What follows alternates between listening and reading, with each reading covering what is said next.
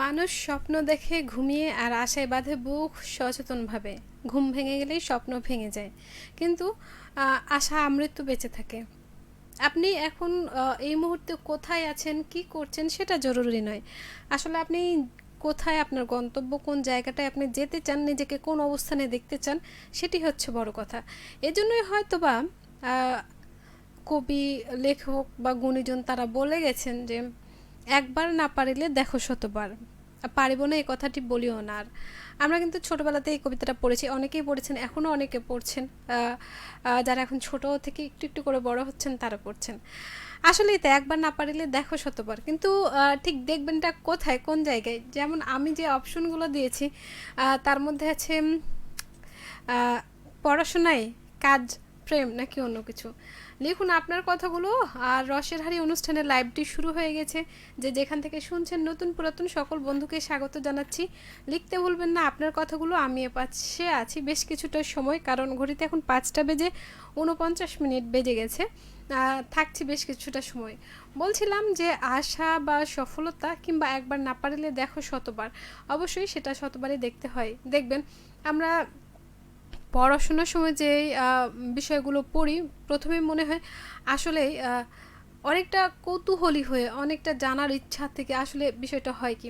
কিন্তু আস্তে আস্তে যত আপনি বড় হতে থাকবেন, বিষয়গুলো জানতে শিখবেন, তখন মনে হবে যে আমি যদি আরেকটু চেষ্টা করতাম, আরেকটু যদি আরও একবার এই স্টেপটা নিতাম, তাহলে মনে হয় আমি একটা ভালো জায়গায় যেতে পারতাম, ভালো কিছু একটা করতে পারতাম।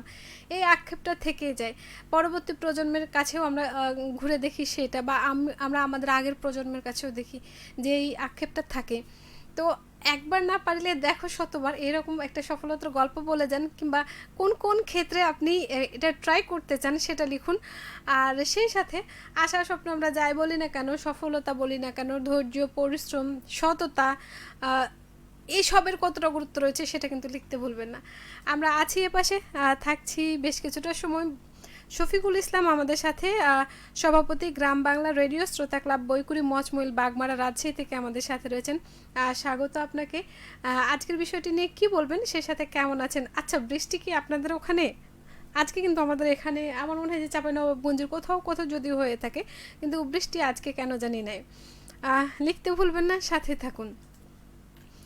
আমরা সফল হতে চাই, যেই কাজটা করতে চাই না কেন সেটা কিন্তু সেখানে আমাদের সফলতা পেতে হবে, জিততে হবে, এরকম একটা জেদ থাকে।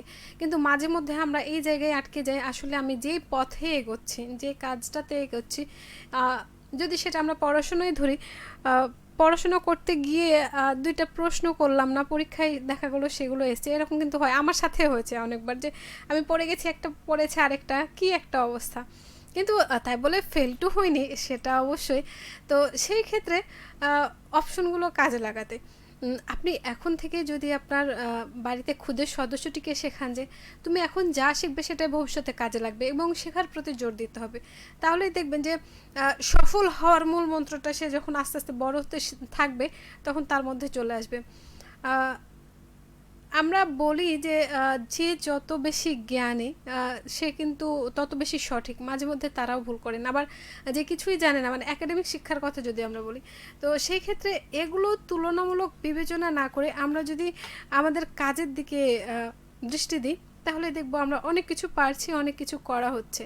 কারণ একটা কাজের মধ্যে কিন্তু সীমাবদ্ধ নয়। আপনি যদি আপনার নিজের গুণগুলো দেখতে চান, তাহলে দেখবেন আপনি সুন্দর কথা বলতে পারেন, সুন্দর করে পড়তে পারেন, সুন্দর একটা কাজ করতে পারেন। সেটা হচ্ছে আপনার বাসার কাজ হতে পারে, আপনি আপনার কর্মক্ষেত্রের কাজ হতে পারে, এছাড়াও হতে পারে আপনি গান গাইতে পারেন, কিংবা হচ্ছে কোনো জায়গায় ভ্রমণে গেলে সেই জায়গাটাকে আরও ভ্রমণ প্রিয় করে তুলতে, সবার কাছে আকর্ষণীয় করে তুলতে সেটা পারেন। আপনি খুব সুন্দর সাজুগুজু করিয়ে দিতে পারেন। এগুলোও কিন্তু এক একটা গুণ। শুধুমাত্র একটা লক্ষ্য, আমরা বলি যে ব্যাক আপ রাখা, আপনি যদি এটা করতে না পারেন তাহলে কি করবেন, ভবিষ্যতের পরিকল্পনা কি সেটা, একটা লক্ষ্য মনে হয় ঠিক করা ঠিক হবে না। কারণ হচ্ছে আপনি যদি কোনো কারণে সেটা মিস করে যান, তাহলে ব্যাকআপ হিসেবে আপনাকে সেকেন্ড চয়েস যেটা, সেটার জন্য হচ্ছে আপনাকে ভাবতে হবে। তাই একবার না পারিলে দেখো শতবার, এ কথাটি মনে হয় যে আসলেই প্রয়োজন, অনেক গুরুত্ব রয়েছে। লিখুন আপনার কথাগুলো। আচ্ছা, মাঝে মধ্যে আপনাদের কি হয় বন্ধু, আমরা তো অপেক্ষায় থাকি আর আপনারা তো জানেন যে আমরা আসবই, তাহলে আমাদের সাথে গল্প হয় না কেন? মনটা কি খারাপ হতে পারে? কারণ শ্রাবণের এই সময়টাই মাঝে মধ্যে বৃষ্টি আর মাঝে মধ্যে ঝুপঝাপ করে খরা বৃষ্টি দুটোই আছে, সেগুলোতে মাঝে মধ্যে মন উতলা হয়ে যেতে পারে, উদাস হয়ে যেতে পারে, মন খারাপটা আরও একটু বেড়ে যেতে পারে। তবে সেই বেড়ে যাওয়া মন খারাপকে ভালো করে দিতে কিন্তু চমৎকার কিছু গান আছে আমার প্লেলিস্টে।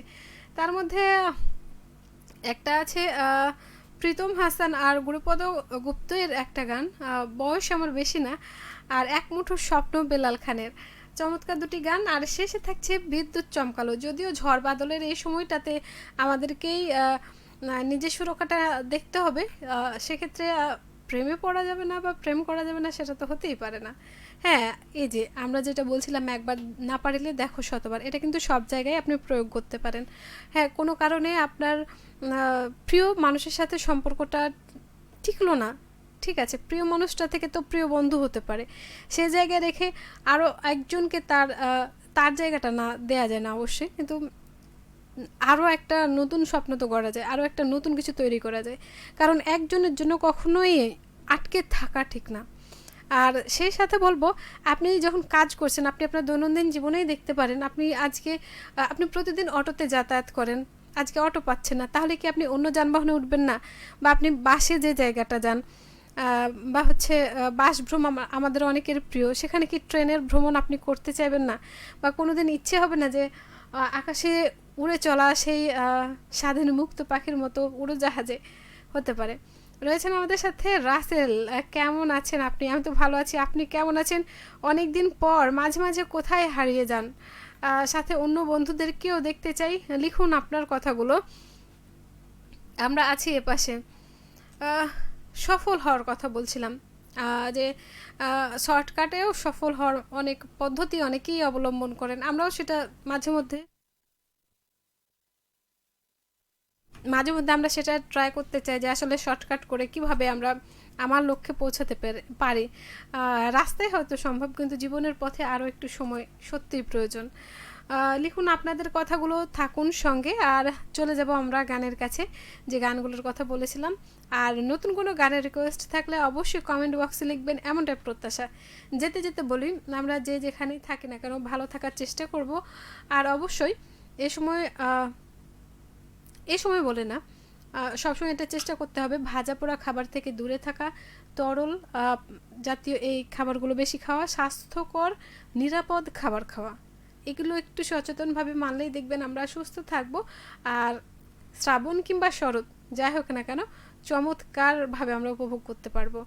শেষবেলায় রাসেল বলছেন, আলহামদুলিল্লাহ খুব ব্যস্ত ছিলাম, ওই জন্য খোঁজ নেওয়া হয়নি, তবে আজ কিন্তু খোঁজ হয়ে গেল। আর বাকি বন্ধুদেরও কিন্তু আমরা খোঁজ চাই। আমরা কি হারানো বিজ্ঞপ্তি দিব, আমাদের বন্ধুরা কোথায় যেন হারিয়ে গেছেন, কেউ যদি পেয়ে থাকেন খুঁজে পাঠিয়ে দিন, আমরা আছি বন্ধুদের অপেক্ষায়। তো আজকের মতো বিদায় নিচ্ছি। অর্ণব বাড়ি বলছেন, আদাব দিদি। হ্যাঁ, কিন্তু এত দেরি কেন? রাস্তায় কি আজকে খুবই যানজট? যদি যানজট হয়ে থাকে তাহলে সেই যানজট কাটানোর উপায়টাও কিন্তু বলবেন, কারণ চট করে আমরা সকলে আসতে চাই। লিখতে ভুলবেন না, থাকুন সঙ্গে, ফিরবো আবারও অন্য কোনো দিন অন্য কোনো বিষয় নিয়ে। অবশ্যই। সবাইকে শুভ সন্ধ্যা।